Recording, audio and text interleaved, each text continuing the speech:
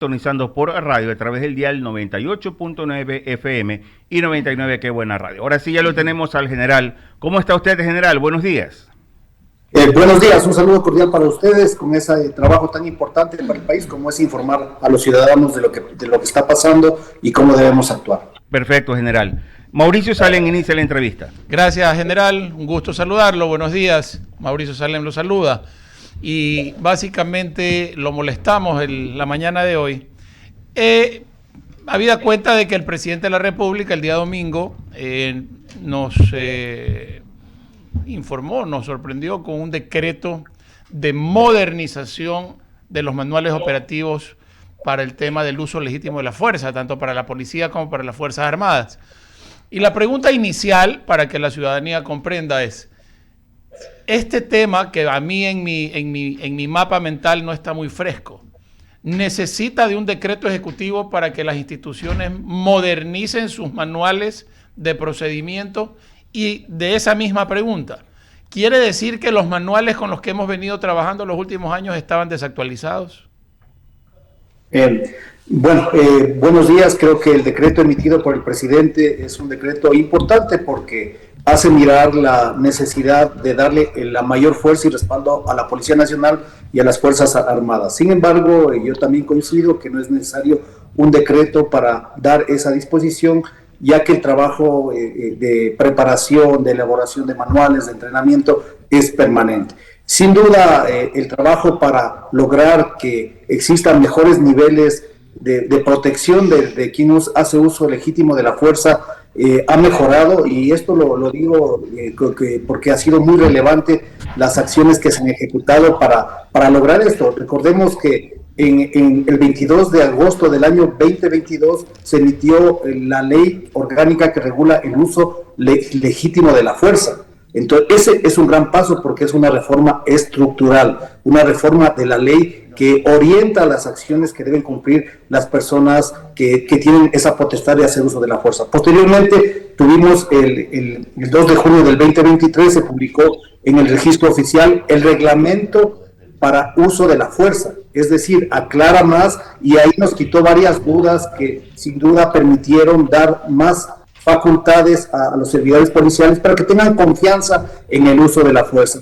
Esto implicó una serie de acciones, por ejemplo, la actualización de manuales, porque tenía que hacerse acciones con la ley anterior y el reglamento anterior, y recordarán ustedes que hubo un plan de capacitación integral con la munición que llegó y se hizo este entrenamiento, y podríamos decir que tuvo buenos resultados porque en el primer semestre del año pasado hubieron 45 delincuentes abatidos, de los cuales los policías que actuaron en esos casos no hubo ningún policía que haya tenido problemas con la justicia. Y hoy también ya se vienen normalizando estos procedimientos, hay más confianza de los servidores policiales. El accionar de la justicia ha sido coherente con las necesidades del país, porque sin duda ellos han permitido que entender lo que es un acto del servicio, lo que es una acción en la cual está enmarcada en la protección de derechos y libertades y la vida de las personas y la vida misma del policía. Por lo tanto, sí ha habido avances, y hoy es un complemento final que va a obligar a que se articulen estos protocolos, y creo que más la orientación podría estar a la relación que tiene estas nuevas tareas de Fuerzas Armadas, cómo articular estos protocolos que ya se han trabajado también, pero las condiciones son diferentes en este momento y deben actualizarse. Recordemos que para el uso de la fuerza paramilitares es el derecho internacional humanitario cuando es un conflicto externo. Para los policías, para los funcionarios encargados de hacer cumplir la ley, es el derecho internacional de los derechos humanos. Por lo tanto, como lo dijo el panelista anterior, esto no exime a que se cumpla la ley, a que existan unas circunstancias, unas motivaciones, y el policía está sumamente claro porque esta capacitación es permanente. Así es, y lo que tiene que estar claro, y siempre tiene que quedar claro, en cualquier manual, llámesele modernización, actualización, porque esto es dinámico, esto no puede ser un tema estático, es básicamente que incorpore el marco general, esto es, la incorporación de tecnología adecuada que tiene que venir acompañada de presupuesto, porque si no nos vamos a llenar de lindos manuales que digan qué es lo que hay que hacer pero que no sean aplicables. Y por otro lado, el tema de la información que permanentemente tienen que tener las tropas, porque acuérdese, general, que el problema básico que ha existido históricamente en el Ecuador es que hay cosas que se quedan en ciertos niveles y no escalan o no llegan a las instancias o a las bases que tienen que llegar, que son quienes tienen que aplicar, y muchas veces por desconocimiento la ciudadanía queda en indefensión. De allí es que me seguía haciendo ruido el tema de emitir un decreto para decirle a las fuerzas que tienen un plazo de 5 días para hacer lo que yo daba por entendido que venían haciendo regularmente, porque eso es un trabajo que le corresponde a cada una de las instituciones que velan por la seguridad. Entonces, viene ahí la última pregunta antes de darle el paso a Bolo. El tema de este plazo que da, 5 días, el decreto ejecutivo para que se presente, se ejecute este plan de modernización. ¿Usted cree que es suficiente, que cabe un plazo de 5 días, cuando esto debe ser un tema que tiene que ser el tiempo que tiene que ser? 1, 2, 5, 10 o 20, pero que sea bien hecho. Por allí va mi inquietud. Bueno, sí, definitivamente este trabajo es permanente, no es un trabajo que se hace de la noche a la mañana, y la policía debe tener los planes actualizados, tiene los protocolos, tiene los manuales internacionales.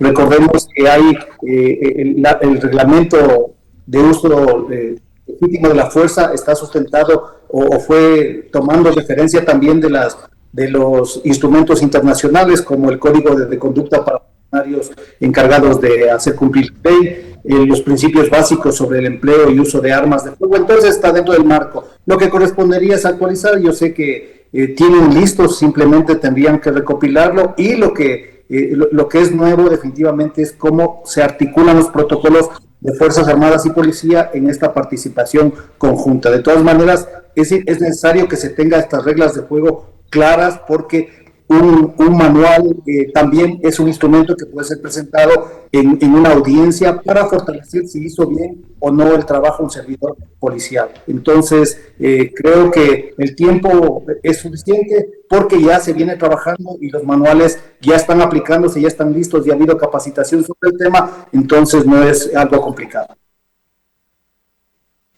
Me tomas la posta, por favor. Gracias, Mauricio. Para quienes nos van sintonizando por radio, nos pueden escuchar a través del dial 98.9 FM y 99, qué buena radio. General, hace un momento comentaba con un penalista, mi visión es que estamos viviendo un conflicto armado interno, entiéndase, entre paréntesis, guerra. Y lo reitero nuevamente, en una guerra convencional usted conoce a su adversario o su enemigo, conoce la logística, el tipo de armas, el número de elementos. Acá, en la interna, tenemos enemigos que tienen rostros diferentes, y en este sentido, general, no sé si es necesario cambiar la estrategia o no sé, en algún momento, y tomando en consideración estos últimos eventos, solicitar incluso ayuda internacional. Usted, que es quien estuvo en su momento al frente de la comandancia de la policía, ¿cuál es su criterio al respecto, general? Bueno, yo creo que el problema es grande, no es un conflicto fácil. Recordemos, mire, solo vamos a analizar en el empleo de uso de la fuerza de una organización criminal. Para enfrentar una organización criminal, ellos tienen equipamiento, tienen armas, chalecos, munición de alto calibre, incluso tienen hasta vehículos blindados que la policía no tiene, sus patrullas. Tienen la intención de enfrentar a la fuerza pública, algo que antes no pasaba. Antiguamente, cuando llegaba la fuerza pública, ellos tiraban sus armas al piso y se defendían fácilmente. Hoy vemos que recién un operativo conjunto entre la policía y Fuerzas Armadas hay 2 militares heridos. Tienen la capacidad para enfrentar a la fuerza pública, y la intención, o sea, la intencionalidad realmente de ser violentos es actual, e inclusive en algunos casos bajo influencia de drogas que le inhiben de ese sentido de humanidad o esa percepción de peligro. Tienen la ventaja de la sorpresa, porque ellos están en los territorios y saben cuándo operar, y un respaldo jurídico, que también tienen abogados que o grupos que soportan estas actividades ilegales y tratan de sacarlos de la cárcel. Entonces, el enemigo es complicado. Sin embargo, yo creo que el fortalecimiento de las instituciones es importante. Yo estuve mirando antes de esta entrevista todos los casos del día de ayer en los cuales ha presentado la policía y realmente son casos muy positivos de cómo viene actuando la institucionalidad, la policía, principalmente con la resolución de casos de extorsión, droga, minería ilegal. Entonces hay que fortalecer. La cooperación internacional también es fundamental. No viene la cooperación como quisiéramos que venga para la problemática de Ecuador y el aporte que hace el Ecuador en esta lucha internacional contra el narcotráfico. Miren, ya en lo que va del año, lo anunció el comandante general, son 187 toneladas en lo que va de este semestre y algo más.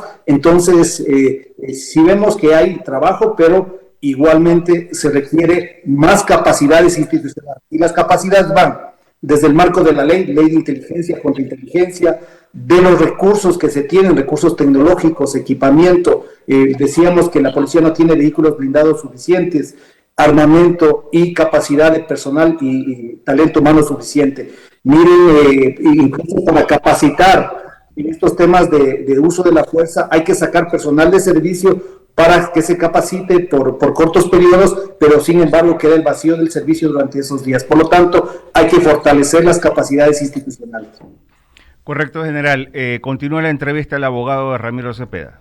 General, buenos días. Solo una curiosidad, ¿el estamento armado se siente tranquilo, se siente protegido, se siente cobijado, se siente amparado por ya la estructura jurídica que se les está proporcionando para que en legítimo uso de sus facultades y para lo cual están preparados y la patria así los pone, no tengan la reacción adversa de que por hacer uso y cumplir una instrucción tengan que recibir muchas veces el desproporcionado e injusto e inoperante arbitrariedad de la justicia?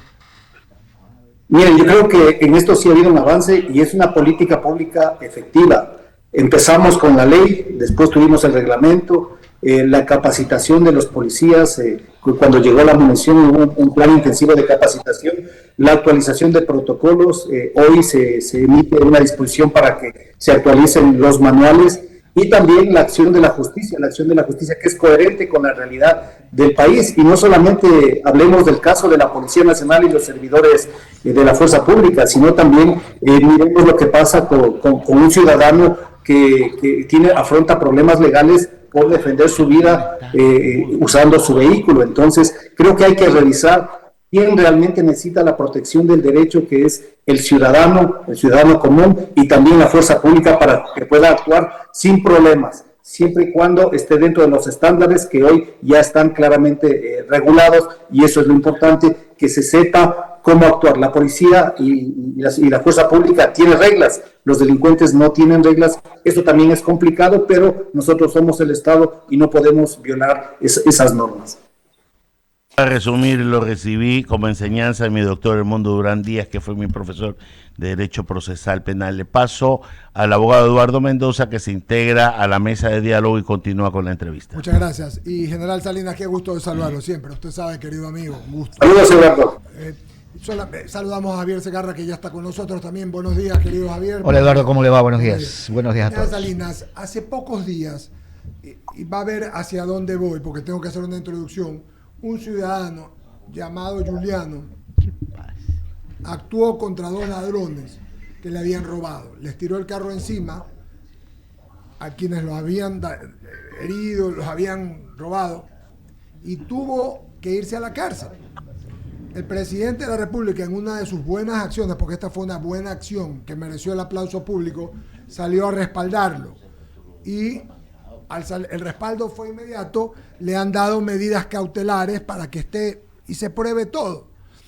¿Por qué le hago esta pregunta? Porque el tema es que ahora, con este asunto del porte, que se va a permitir porte y tenencia de armas, mucha gente, con lo que está sucediendo, va a tener temor, y más aún la policía, lo que estamos hablando, por eso están buscando reglamento.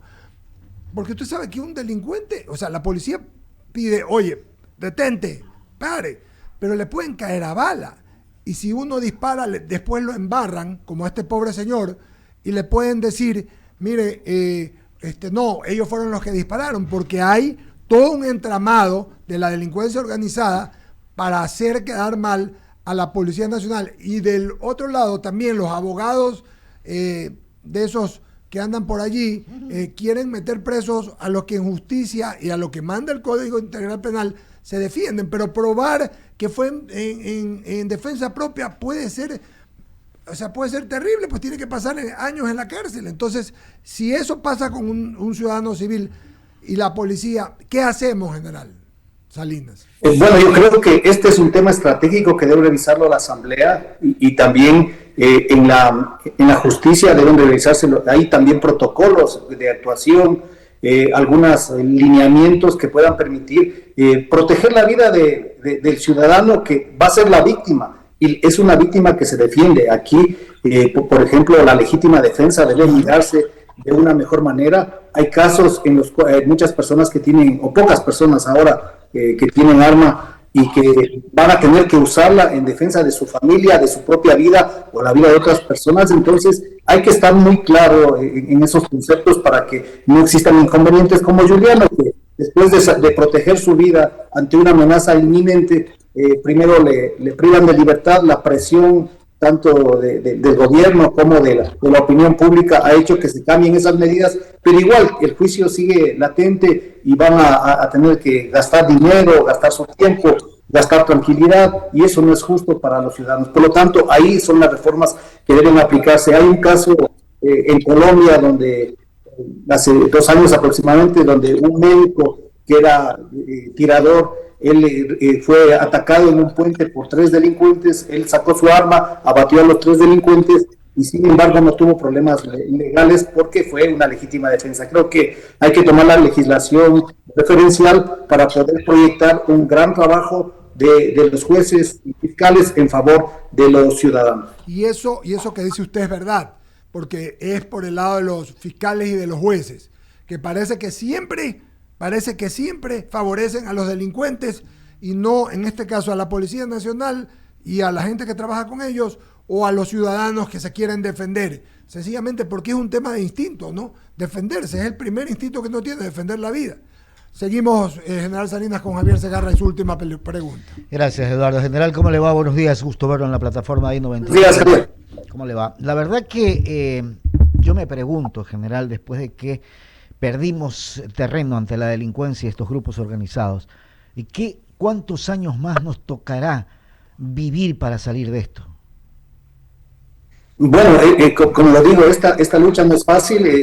Estoy monitoreando algunos otros países como Colombia, como Chile, donde las problemáticas de tráfico de armas, de fortalecimiento de los grupos criminales, fortalecimiento de las economías criminales están en aumento. Argentina y otros países. Entonces, no va a ser fácil, porque si queremos salir rápido tenemos que invertir más, tenemos que capacitar más, necesitamos algunas reformas legales, hablaba de la ley de inteligencia, contrainteligencia, y también necesitamos una cultura de seguridad. Pero a la par se necesitan programas sociales que son tan importantes para sacar a esos jóvenes que no tienen más oportunidad, sino vivir en ambientes contaminados, y para ellos la normalidad es la ilegalidad. Entonces hay mucho por hacer.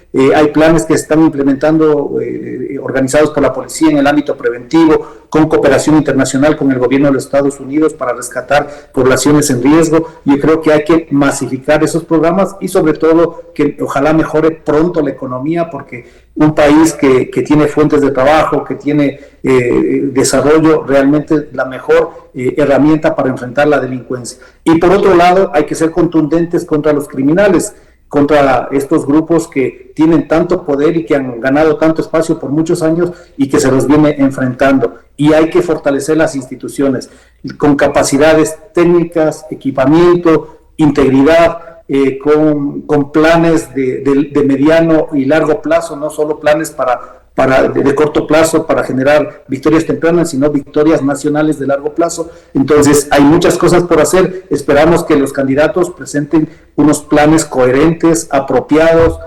ambiciosos que permitan al país tener una luz en el futuro. Yo creo que ese es el proyecto de un acuerdo nacional y unos planes de largo plazo sólidos y fuertes, financiados, que permitan enfrentar de mejor manera la delincuencia. General, agradecerle mucho por haber estado con nosotros esta mañana a través de I99. Le mandamos un abrazo a todo el panel.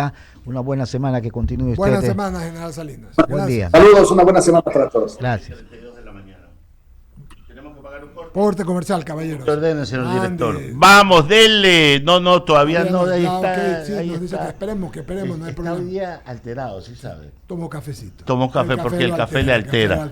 Yo creo que la presencia de Mauricio lo altera.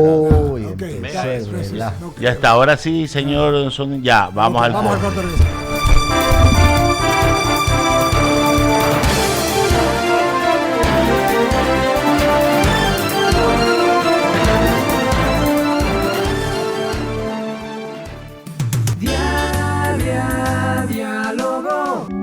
Hacemos un corte.